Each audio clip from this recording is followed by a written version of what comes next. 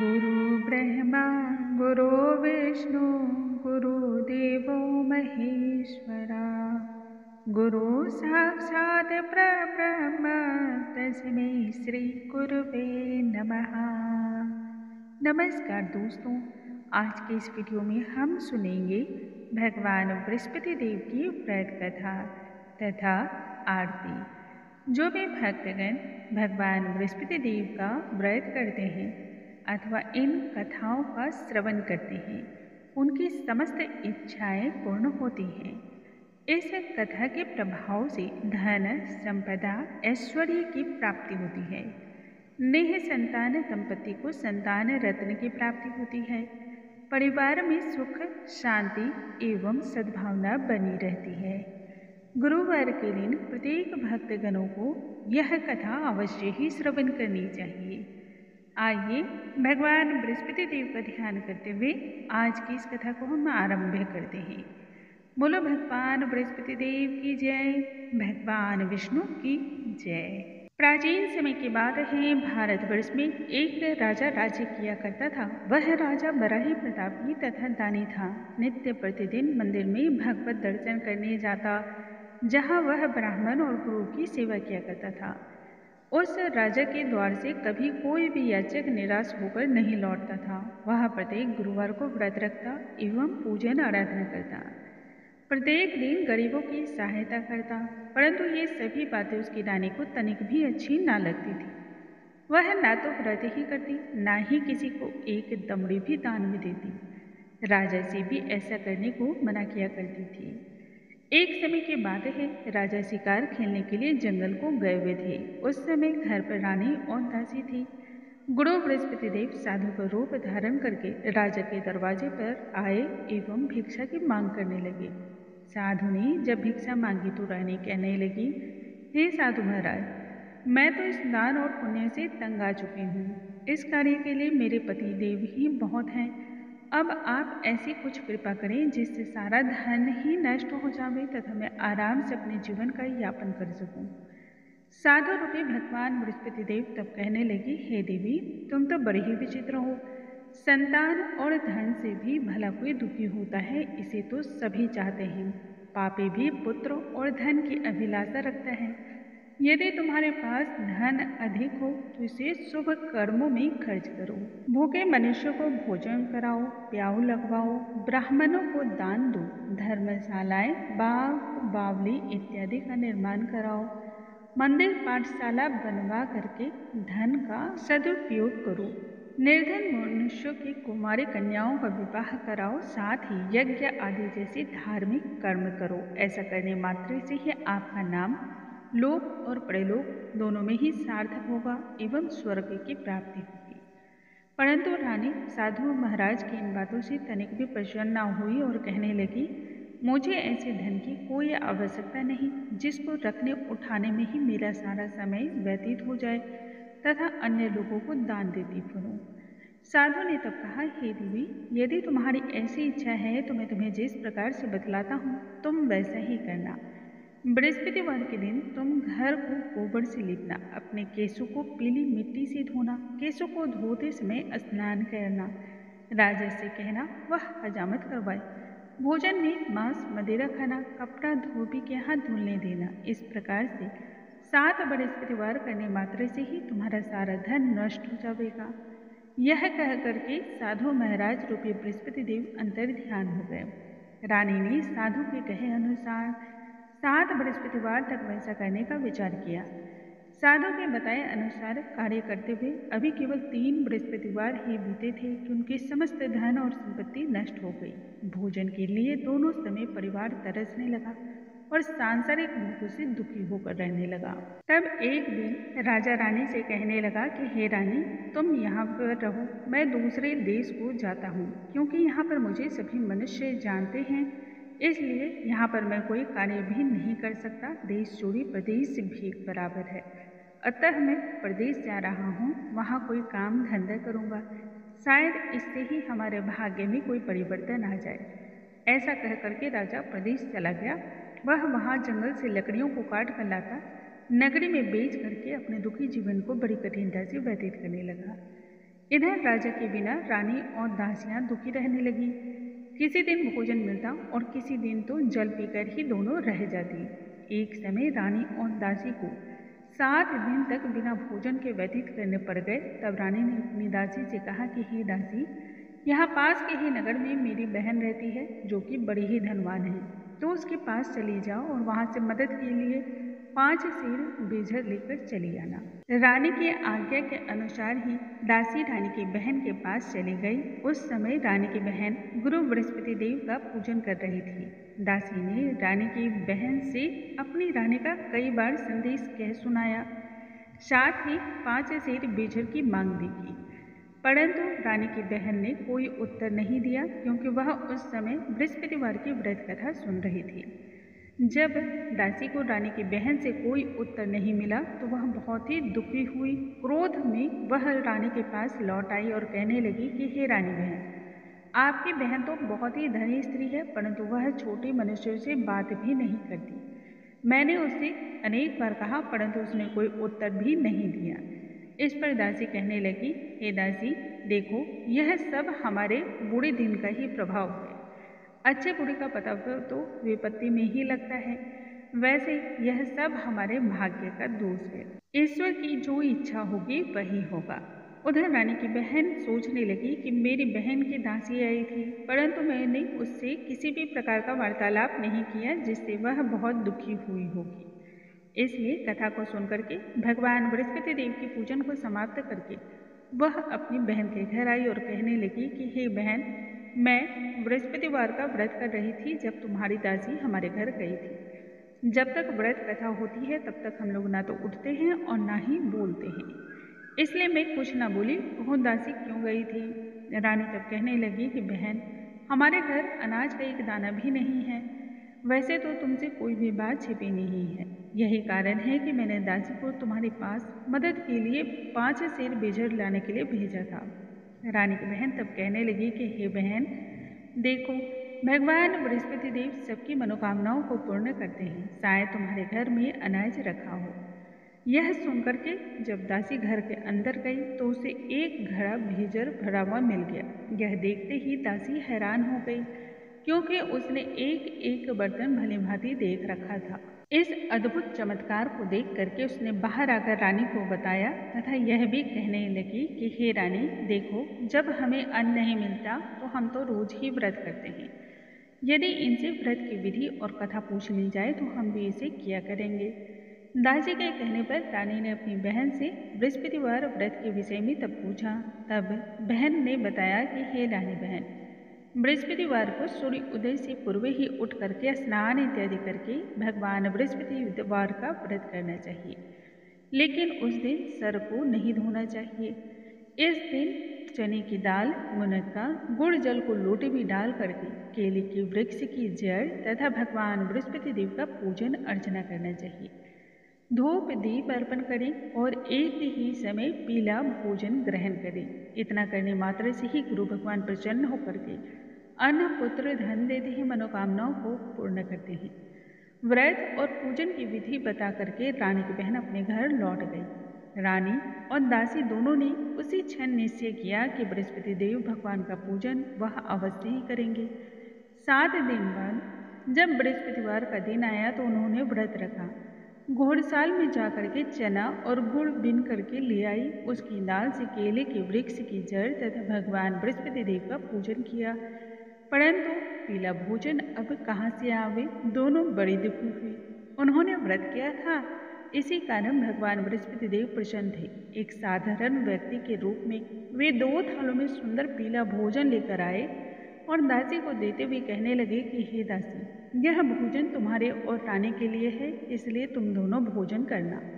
दासी भोजन पाकर बड़ी प्रसन्न हुई और रानी से कहने लगी कि हे रानी, चलो हम भोजन कर लेते हैं। रानी को भोजन के आने के विषय में कुछ ना पता था, इसलिए वह दासी से कहने लगी कि जा, भोजन तू ही कर, क्योंकि तू तो व्यर्थ में हमारी हंसी उड़ाती है। दासी कहने लगी, एक व्यक्ति हम दोनों के लिए पीला भोजन दे गया है, इसलिए हम दोनों ही एक साथ भोजन करेंगे।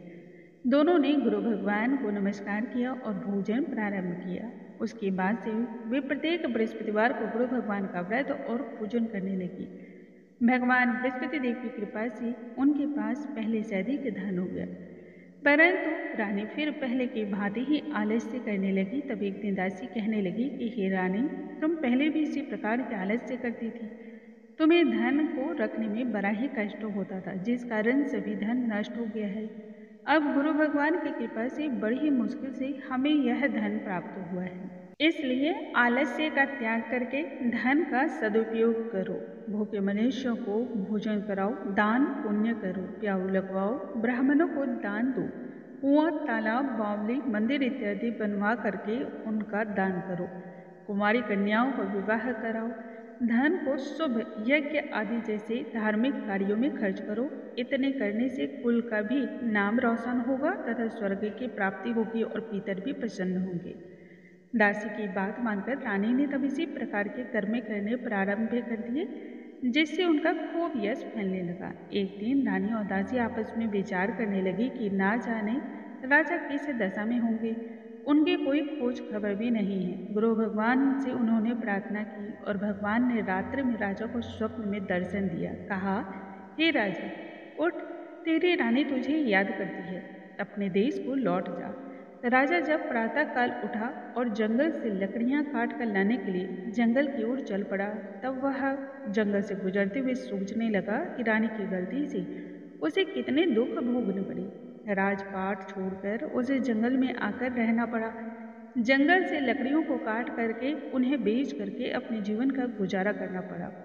अभी वह यह विचार कर ही रहा था कि उस जंगल में भगवान बृहस्पति देव एक साधु का रूप धारण कर आए और राजा के पास आकर कहने लगे, हे लकाहारे, तुम इस सुनसान जंगल में किस चिंता में बैठे हो, मुझे बतलाओ। यह सुनते ही राजा के नेत्रों में जल भर आया। साधु की वंदना करते हुए कहने लगा कि हे प्रभु, आप तो अंतर्यामी हैं। इतना कहकर के राजा ने साधु महाराज को अपनी संपूर्ण कहानी सुना दी। महात्मा तो दयालु होते हैं। वे राजा से कहने लगे कि हे राजा, तुम्हारी पत्नी ने भगवान बृहस्पति देव के प्रति यह अपराध किया था, जिसके कारण तुम्हारी यह दशा हुई। परंतु अब तुम किसी भी प्रकार की चिंता मत करो, भगवान तुम्हें पहले से अधिक धन देंगे। देखो, तुम्हारी पत्नी ने बृहस्पतिवार का व्रत प्रारंभ कर दिया है। अब तुम भी भगवान बृहस्पति देव का व्रत करो। चने की दाल, गुड़, जल को लोटे में डाल करके केले का पूजन करो और फिर व्रत कथा कहो या फिर सुनो।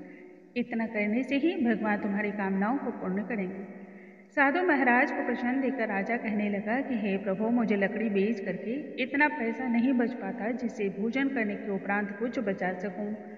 और फिर रात्रि में मैंने अपनी रानी को व्याकुल देखा है। मेरे पास तो कोई साधन भी नहीं जिससे मैं समाचार भी जान सकूं। फिर मैं भगवान बृहस्पति देव की क्या कहानी कहूँ, मुझको तो वह भी मालूम नहीं है। साधु ने तब कहा कि हे राजा, तुम किसी भी बात की चिंता मत करो। बृहस्पतिवार के दिन तुम रोजाना की तरह लकड़ियां लेकर के शहर में जाओ। तुम्हें रोज से दुगने धन की प्राप्ति होगी, जिससे तुम भली भांति भोजन भी कर लोगे तथा बृहस्पति देव की पूजा का सामान भी आ जाएगा। और जहाँ तक व्रत कथा की बात है तो वह इस प्रकार से है। बोलो भगवान बृहस्पति देव की जय, भगवान विष्णु की जय। प्राचीन काल की बात है, एक बहुत ही निर्धन ब्राह्मण दंपति रहा करते थे। उनकी कोई भी संतान न थी। वह ब्राह्मण देवता तो नित्य पूजा पाठ करते, परंतु उसकी स्त्री बहुत ही मलिनता के साथ रहती। ना ही वह स्नान करती, ना ही किसी देवी देवता की पूजा आराधना ही करती। प्रातः काल उठते ही सर्वप्रथम वह भोजन करती, बाद में किसी अन्य कार्य को किया करती थी, जिससे ब्राह्मण देवता बड़े दुखी रहते। पत्नी को बहुत समझाते, किंतु उसका कोई भी प्रभाव न पड़ता। भगवान की कृपा से ब्राह्मण की स्त्री को कन्या रूपी रत्न उत्पन्न हुई। वह कन्या अपने पिता के घर में बड़ी होने लगी। वह बालिका प्रातः काल स्नान करके भगवान विष्णु का जप करती। बचपन से ही बृहस्पतिवार का व्रत भी रखने लगी। पूजा पाठ समाप्त करके जब वह पाठशाला जाती तो मुट्ठी में जौ भर के ले जाती, जिसे पाठशाला जाने के मार्ग में डालती जाती। वही जौ स्वर्ण के हो जाते तो लौटते समय उनको बीन कर घर ले आती थी। एक दिन वह बालिका सूप में उन सोने की जौओं को फटक कर साफ कर रही थी। तभी उसकी माँ ने देख लिया और कहा, हे बेटी, सोने की जौ को फटकने के लिए तो सोने का सूप भी होना चाहिए। दूसरे दिन गुरुवार का दिन था। कन्या ने व्रत रखा। भगवान बृहस्पति देव से प्रार्थना करते हुए कहा कि हे प्रभु, यदि मैंने आपकी पूजा सच्चे मन से की हो तो मुझे सोने का सूप दे दो। भगवान बृहस्पति देव ने कन्या की प्रार्थना को स्वीकार कर लिया। प्रतिदिन की भांति वह कन्या जौ फैलाते हुए पाठशाला चली गई। जब पाठशाला से लौटकर जौ बीन रही थी तो भगवान बृहस्पति देव की कृपा से सोने का सूप मिला। उसे वह घर ले आई और उसी से जौ को फटक कर साफ करने लगी, परंतु उसकी माँ का तो वही ढंग रहा। एक दिन की बात है, कन्या सोने के सूप में जौ को फटक कर साफ कर रही थी, तभी नगर का राजकुमार वहां से होकर निकला। इस कन्या के रूप और सोने के सूप में जौ को साफ करते हुए देख करके कन्या पर वह मोहित हो गया। राजमहल आकर वह भोजन तथा जल त्याग कर उदास होकर लेट गया। राजा को जब राजकुमार के द्वारा अन्न जल त्यागने का समाचार ज्ञात हुआ तो अपने मंत्रियों के साथ वह अपने पुत्र के पास गए और कहने लगे, हे बेटा, तुम्हें किस बात का कष्ट है?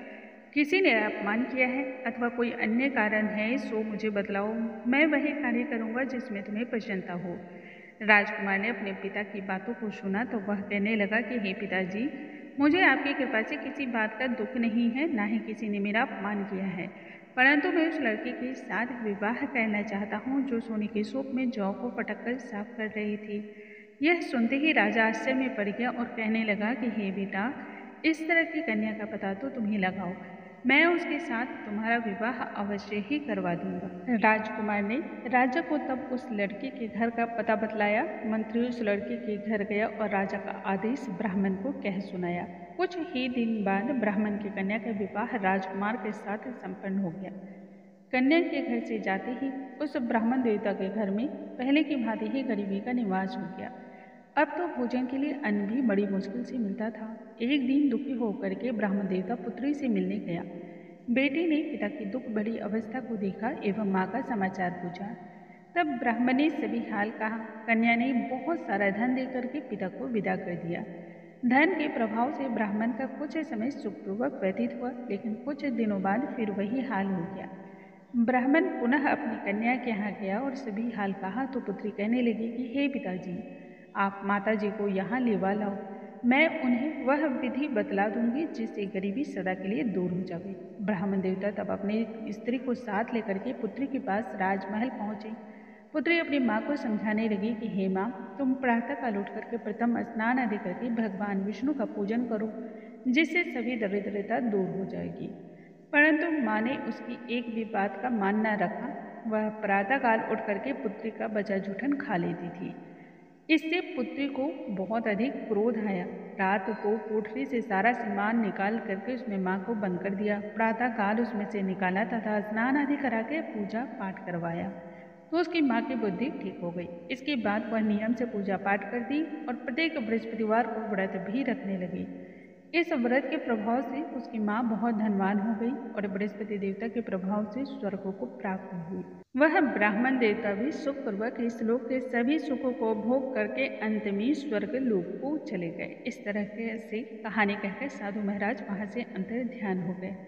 धीरे धीरे समय व्यतीत होने पर फिर बृहस्पतिवार का दिन आया। राजा जंगल से लकड़ियों को काट करके किसी अन्य शहर में बेचने गया। उसे उस दिन अन्य दिनों से अधिक धन मिला। राजा ने चना गुड़ आदि ला करके बृहस्पतिवार का व्रत किया, जिससे उसके सभी क्लेश दूर हो गए। परंतु जब अगला गुरुवार का दिन आया तब वह व्रत करना ही भूल गया। इससे भगवान बृहस्पति देव नाराज हो गए। उस दिन उस नगर के राजा ने विशाल यज्ञ का आयोजन किया तथा अपने समस्त राज्य में यह घोषणा करवा दी कि कोई भी मनुष्य अपने घर में ना तो भोजन बनावे ना ही आग जलावे। समस्त लोग मेरे यहाँ ही भोजन करने आवे। जो इस आज्ञा को ना मानेगा उसको फांसी की सजा दी जाएगी। राजा की आज्ञा अनुसार राज्य के सभी वासी राजा के भोज में सम्मिलित हुए, लेकिन लकहाड़ा कुछ देर से पहुंचा, इसलिए राजा उसको अपने साथ महल में लिवा ले गया। जब राजा लकहारे को भोजन करा रहे थे तभी रानी की दृष्टि उस कोठी पर जा पड़ी जिस पर उसका सोने का हार लटका हुआ था। उसे हार वहाँ पर लटका दिखाई नहीं दिया तो रानी ने निश्चय कर लिया कि मेरा हार इसी लकहारे ने चुरा लिया है। उसी समय सैनिक को बुलवा करके उसे जेल खाने में डलवा दिया। जब लकहारा जेल खाने में पड़ गया तो दुखी होकर विचार करने लगा, ना जाने कौन से पूर्व जन्म के कर्म से मुझे यह दुख प्राप्त हुआ है। एवं उसी साधु को याद करने लगा जो उसे जंगल में मिला था। तत्काल बृहस्पति देव साधु के रूप में प्रकट हो गए। उसकी दशा को देखकर कहने लगे कि अरे मूर्ख, तूने भगवान बृहस्पति देवता की कथा नहीं कही, इसी कारण तुझे दुख प्राप्त हुआ है। अब तू चिंता मत कर, बृहस्पतिवार के दिन जेलखाने के दरवाजे पर तुम्हें 4 पैसे पड़े मिलेंगे। उनसे तो भगवान बृहस्पति देव की पूजा करना, जिससे तेरे सभी कष्ट दूर हो जाएंगे। अगले बृहस्पतिवार उसे जेल के द्वार पर 4 पैसे पड़े मिले, जिससे राजा ने पूजा का सामान मंगवा करके भगवान बृहस्पति देव का व्रत पूर्ण किया एवं प्रसाद का वितरण किया। ठीक उसी रात्रि को बृहस्पति देव ने नगर के राजा को स्वप्न में दर्शन देकर के कहा कि हे राजा, तूने जिस आदमी को जेल खाने में बंद कर दिया है वह निर्दोष है और राजा है, उसे छोड़ देना। रानी का हार उसी खूंटी पर लटका हुआ है। यदि तू ऐसा नहीं करेगा तो मैं तेरे राज्य को नष्ट कर दूंगा। रात्रि के स्वप्न को देख करके राजा प्रातःकाल खूंटी पर टंगे हुए हार को देख करके लकहारे को बुला करके उससे क्षमा मांगी। राजा को योग्य सुंदर वस्त्र आभूषण भेंट करके उसे विदा कर दिया। गुरुदेव के आज्ञा अनुसार राजा अपनी नगरी को चल पड़ा। जब राजा अपने नगर के निकट पहुंचा तो वह बहुत अधिक हैरान रह गया, क्योंकि नगर में पहले से अधिक बाग, तालाब, कुएं तथा बहुत सारे धर्मशाला, मंदिर आदि बने हुए थे। राजा पूछने लगा, यह किसका बाग और धर्मशाला है? तब नगर के सभी लोग कहने लगे, यह सब रानी उदासी के द्वारा बनवाए गए हैं। राजा को बहुत अधिक आश्चर्य भी हुआ और क्रोध भी आया। उधर रानी ने जब खबर सुनी कि राजा आ रहे हैं तो उसने अपनी दासी से कहा कि हे दासी, देख, राजा हमको कितनी बुरी हालत में छोड़ गए थे। वह हमारी ऐसी हालत देखकर लौट न जावे, इसलिए तू दरवाजे पर खड़ी हो जा। रानी के आज्ञानुसार दासी दरवाजे पर खड़ी हो गई और जब राजा आए तो उन्हें अपने साथ महल में लिवा लाई। राजा ने क्रोध करके तलवार निकाली और पूछने लगी कि यह बतलाओ, यह धन तुम्हें कैसे प्राप्त हुआ है? तब रानी ने भगवान बृहस्पति देव की महिमा का बखान करते हुए कहा कि यह सब उनकी ही कृपा से हमें प्राप्त हुआ है।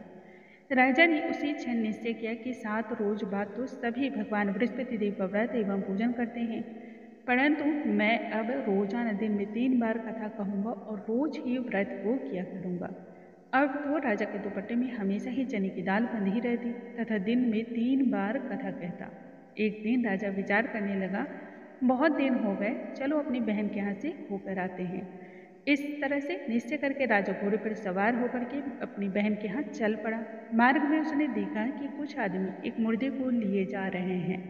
उन्हें रोककर राजा कहने लगा कि अरे भाइयों, मेरे बृहस्पतिवार की व्रत कथा सुन लो। तब वे कहने लगे, लो, हमारा आदमी मर गया है और इसको अपनी कथा की पड़ी है। परंतु कुछ आदमी बोले, अच्छा कहो, हम तुम्हारी कथा भी सुनेंगे। राजा ने दाल निकाली और कथा कहनी शुरू की। जब कथा आधी हुई तो मुर्दा हिलने लग गया। जब कथा समाप्त हो गई तो राम राम करते ही वह मुर्दा खड़ा हो गया। राजा आगे बढ़ा। उसे चलते चलते शाम हो गई। आगे मार्ग में उसे किसान खेत में हल चलाता हुआ मिला। राजा उससे कहने लगा कि अरे भैया, तुम मेरी बृहस्पतिवार की व्रत कथा सुन लो। किसान कहने लगा, जब तक मैं तेरी कथा सुनूंगा तब तक 4 हरैया जोत लूंगा, इसलिए अपनी कथा किसी और को सुनाना। राजा आगे की ओर चल पड़ा। राजा के हटते ही बैल पछाड़ खाकर गिर पड़े तथा किसान के पेट में बहुत जोर से पीड़ा होने लगी। ठीक उसी समय किसान की माँ रोटी लेकर आई। बेटे का यह हाल देख करके वह पुत्र से सारा समाचार पूछने लगी और बेटे ने सभी हाल कह सुनाया। बुढ़िया दौड़ी दौड़ी घुड़सवार के पास गई और उससे कहने लगी, मैं तुम्हारी कथा सुनूंगी, तू अपनी कथा मेरे खेत पर ही चलकर कहना। राजा ने लौटकर बुढ़िया के खेत पर जाकर कथा कही, जिसको सुनते ही बैल उठ खड़े हुए तथा किसान के पेट का दर्द भी बंद हो गया। राजा अपनी बहन के घर पहुंच गया। बहन ने भाई की खूब मेहमानी की। जब दूसरे रोज प्रातःकाल राजा जगा तो वह देखने लगा कि सभी लोग भोजन कर रहे हैं। राजा ने अपनी बहन से कहा कि ऐसा कोई मनुष्य नहीं है जिसने भोजन ना किया हो, जो मेरी बृहस्पतिवार की व्रत कथा सुन ले। बहन कहने लगी, हे भैया, यह देश ही ऐसा है, पहले यहाँ के लोग भोजन करते हैं, बाद में किसी अन्य कार्य को। यदि कोई पड़ोस में हो तो मैं देखकर आती हूँ। बहन ऐसा कहकर देखने चली गई, परंतु उसे ऐसा कोई भी व्यक्ति नहीं मिला जिसने भोजन ना किया हो। वह एक कुम्हार के घर गई जिसका लड़का बीमार था। उसे मालूम हुआ कि उसके यहाँ 3 दिन से किसी ने भी भोजन नहीं किया है। रानी ने अपने भाई की कथा सुनने के लिए कुम्हार से कहा, तब कुम्हार तैयार हो गया। राजा ने जाकर के बृहस्पतिवार की व्रत कथा कही, जिसको सुनते ही कुम्हार का लड़का ठीक हो गया। अब तो राजा की खूब प्रशंसा होने लगी। एक दिन राजा ने अपनी बहन से कहा कि हे बहन, मैं अपने घर को जाऊंगा, तुम भी तैयार हो जाओ। राजा की बहन ने अपने सास से भाई के साथ जाने की जब आज्ञा मांगी तो सास कहने लगी, चली जा, परंतु अपने लड़कों को साथ मत ले जाना, क्योंकि तेरे भाई की कोई संतान नहीं होती है। बहन ने अपने भाई से कहा, हे भैया, मैं तो चलूंगी, परंतु कोई बालक नहीं जावेगा। राजा कहने लगा, जब कोई बालक नहीं जावेगा तब तुम ही जाकर क्या करोगी। बड़े ही दुखी मन से राजा अपनी नगरी को लौट आया। राजा ने रानी से कहा, हम देह संतान हैं, इसलिए कोई हमारे घर आना पसंद नहीं करता। इतना कह करके वह बिना भोजन आदि किए ही सैया पर लेट गया। तब रानी कहने लगी, हे प्रभु, भगवान बृहस्पति देव ने हमें सब कुछ दिया है, वे हमें संतान भी अवश्य देंगे। उसी रात भगवान बृहस्पति देव ने राजा को स्वप्न में कहा कि हे राजा, उठ, सभी सोच को त्याग दे, तेरी रानी गर्भवती है। यह जानते ही राजा बहुत प्रसन्न हुआ। 9वें महीने में रानी के गर्भ से एक सुंदर पुत्र पैदा हुआ। तब राजा ने रानी से कहा कि हे रानी, जब मेरी बहन आवे तो तुम उससे कुछ मत कहना। रानी ने अच्छा कह दिया। उधर जब राजा की बहन ने यह शुभ समाचार सुना तो बहुत खुश हुई एवं बधाई लेकर भाई के यहाँ आई। तभी रानी ने कहा, घोड़ा चढ़कर नहीं आई, गधा चढ़ी आई। राजा की बहन तब कहने लगी कि भाई, मैं इस प्रकार ना कहती तो तुम्हें संतान कैसे मिलती। भगवान बृहस्पति देव ऐसे ही हैं, जैसे जिसके मन में जो कामनाएं रहती हैं सभी को पूर्ण करते हैं। जो सद्भावना से भगवान बृहस्पति देव का व्रत करता है, कथा को पढ़ता या सुनता है या दूसरों को सुनाता है, भगवान बृहस्पति देव उनकी सभी मनोकामनाओं को पूर्ण करते हैं एवं उनकी सदा ही रक्षा करते हैं। जो संसार में सद्भावना पूर्वक सच्चे हृदय से भगवान बृहस्पति देव का व्रत पूजन करते हैं, उनकी सभी मनोकामनाएं उसी प्रकार पूर्ण होती हैं। जैसे रानी और राजा ने भगवान बृहस्पति देव की कथाओं का गुणगान किया तो उनकी सभी इच्छाएं भगवान बृहस्पति देव ने पूर्ण की थी। इसलिए प्रत्येक मनुष्य को हृदय से उनका मनन करते हुए जय जयकार बोलना चाहिए। बोलो भगवान बृहस्पति देव की जय, भगवान विष्णु की जय। भगवान बृहस्पति देव की आरती। ओम जय बृहस्पति देवा, स्वामी जय बृहस्पति देवा, छिन छिन भोग लगाओ, कदली फल मेवा। ओम जय बृहस्पति देवा, तुम पूरन परमात्मा, तुम अंतर्यामी, स्वामी तुम अंतर्यामी, जगत पिता जगदीश्वर, तुम सबके स्वामी। ओम जय बृहस्पति देवा, चरणामृत निज निर्मल, सब पातक हरता, स्वामी सब पातक हरता, सकल मनोरथ दायक, कृपा करो भरता। ओम जय बृहस्पति देवा, तन मन धन अर्पण कर, जो जन शरण परे, स्वामी जो जन शरण परे, प्रभु प्रकट तब हो कर, आकर द्वार कर। ओम जय बृहस्पति देवा, दीन दयाल दयानिधि, भक्तन हितकारी, स्वामी भक्तन हितकारी, पाप दोष सब हरता, भव बंधन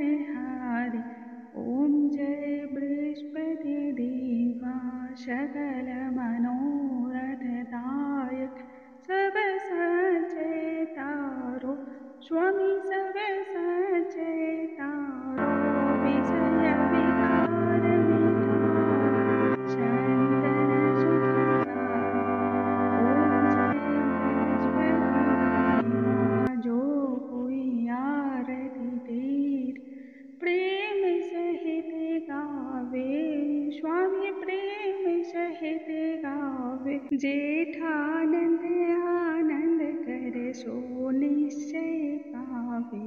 ओम जय बृहस्पति देवा स्वामी जय।